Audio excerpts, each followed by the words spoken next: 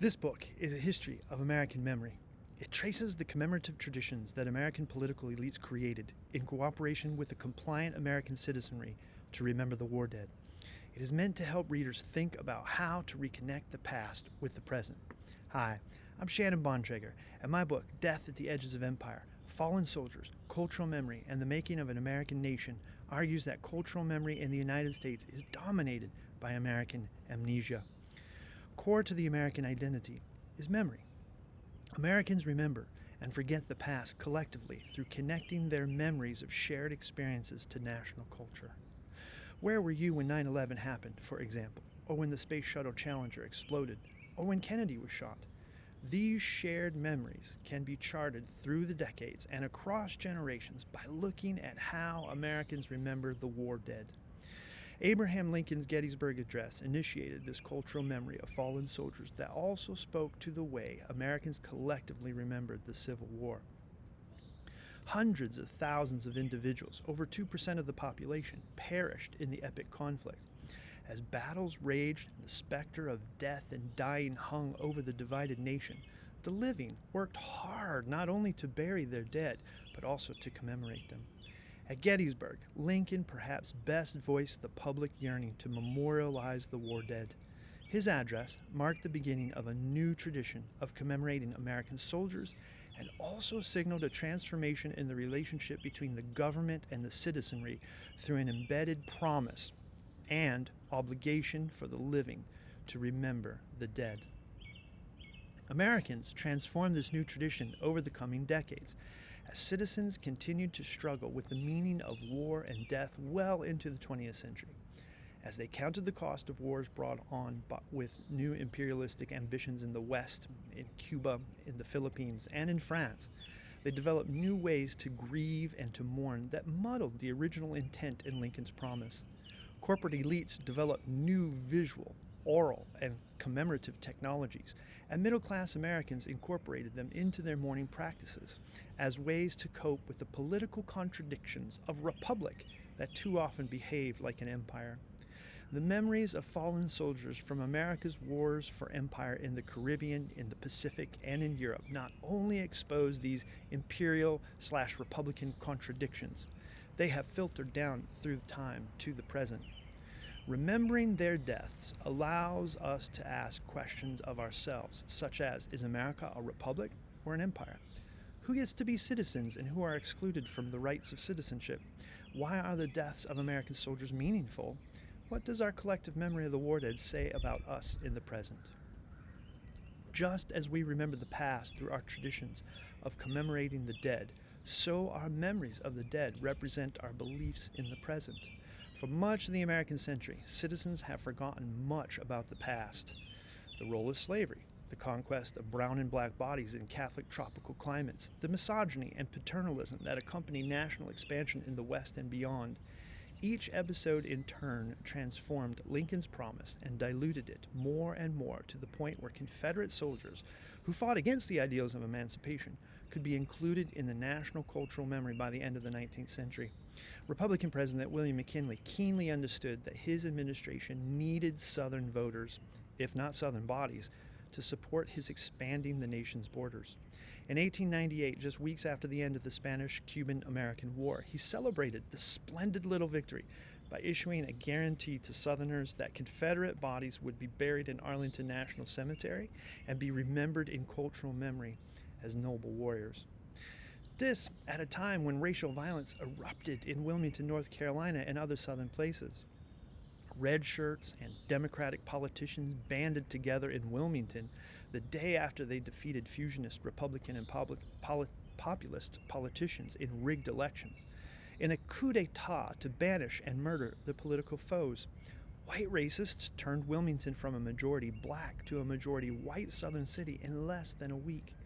3 months later, American military forces on the other side of the planet were conducting similar militant and racial violence against the Filipino government, led by Emilio Aguinaldo, and the many Filipino soldiers fighting for their own independence. Could soldiers who died fighting for empire receive Lincoln's promise? If Confederates could be remembered, so too could imperialist soldiers.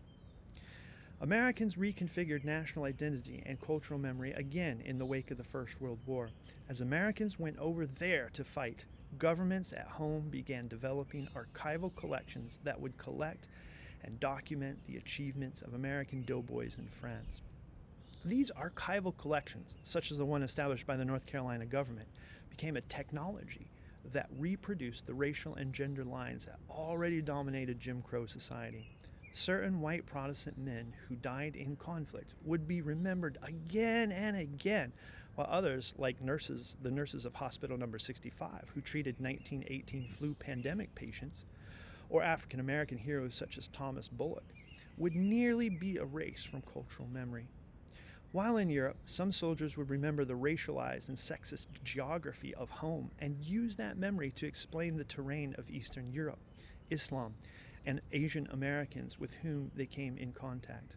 One such Orientalist, Arthur Blumenthal, was a North Carolina hero who volunteered to serve in the American Ambulance Field Service long before the United States declared war on Germany. Stationed in Serbia, he experienced the sights, sounds, and smells of a world he would not understand. As a Wilmingtonian child at the end of the 1898 race riot, Blumenthal described Muslim Serbians in racist terms that his friends back home would understand. He transferred to the Lafayette Flying Corps and trained in France, where again he could only understand French culture and Parisian women through the racialized, paternalistic culture of his Wilmington youth. Blumenthal symbolized how Americans could be in France, but would understand the war only through their memories of home. It allowed them to avoid the hard contradictions that came with them deploying their Republican ideals to justify their fighting in a war amongst empires. When the horrific fighting concluded, it was again a Republican, not the Democrat Woodrow Wilson, who articulated a new cultural memory most convincingly. Warren G. Harding dedicated the Tomb of the Unknown Soldier and exploited the new oral technology of AT&T's public address system to redefine Lincoln's promise again. By creating a tradition that far outlived the memory of the war, Harding articulated a way for Americans to remember all soldiers, even the unknowns, who sacrificed their lives for the American nation and, ultimately, for the American century. This memory served American identity through the interwar period and the Second World War, but it began cracking apart in the 1950s in all places, Fidel Castro's Cuba. As tensions and embargoes emerged between the U.S. and Castro's regime, the ability for Americans to extend Lincoln's promise to fallen soldiers began to reside. Castro took over important battlefield sites of the Spanish-Cuban-American War and reinterpreted them through his political movement. This initiated an unraveling of Lincoln's promise and culminated in the Vietnam unknown's identification as Michael Blasey through DNA evidence, which weakened the universal and democratic ideals embedded within the tomb alongside the unknown bodies. Lincoln's promise suffered further erosion in the 21st century with the death of Pat Tillman in Afghanistan. Tillman, a professional football player who gave up his playing career to volunteer, died in mysterious circumstances. The government tried to use his death as a Republican symbol to justify American involvement in the Middle East, but his surviving family members exposed the hidden imperial actions of the U.S. military and the George W. Bush administration through new technology of social media. The claim that the U.S. could act imperialistically without being an empire was now much more difficult to sustain. General John F. Kelly's handling of Army Sergeant LaDavid Johnson's death in Niger on behalf of President Donald J. Trump's botched phone call to Johnson's widow Maisha may have signaled just how much Lincoln's promise had finally broken. Kelly, a military general in a Republican administration, spoke to the press in a nearly 20-minute anti-Gettysburg address that accused the citizenry of neglecting their duty to remember fallen soldiers even as soldiers died in faraway places and in unknown lands.